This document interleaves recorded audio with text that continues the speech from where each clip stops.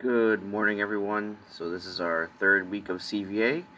Right here you see January 31st. We are doing a phone stand this week, which looks something like this. It can also hold up an iPad as well.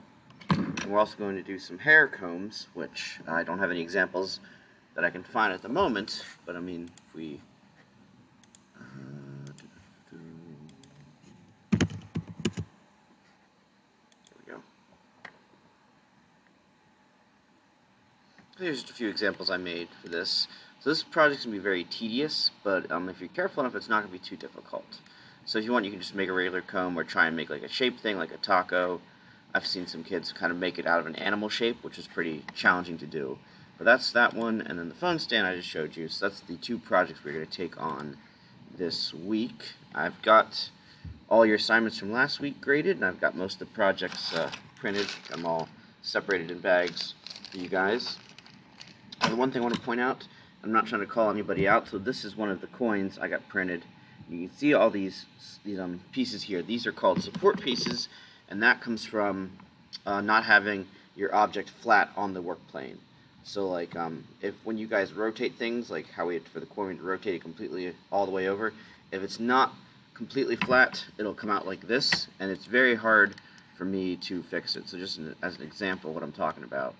It's like when we are rotating objects, we want to make sure we're using this inside set of lines. That way when you flip something over, it's completely 180 degrees flat. Because what's happening is kids are doing it more like this with this set of lines out here.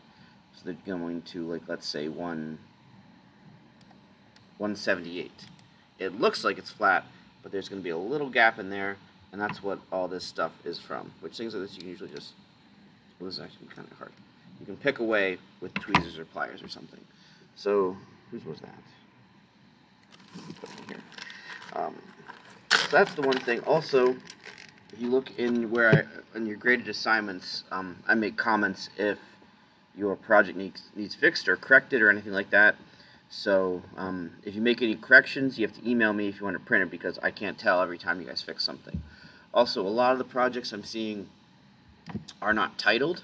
So you want to make sure up here in this corner you put your last name and your project in there. If it's not titled, I just skip it and don't print it. So a bunch of you, I have not made anything for yet because either you haven't done any assignments or you just aren't titling your things. So make sure you are titling all those, and if you get them titled, you can send me an email and I will get to printing them. But that's the basics for this week. If you have any questions, shoot me an email. I'll get back to you as quick as I can. And yeah, have a great week, and let me know if you need help.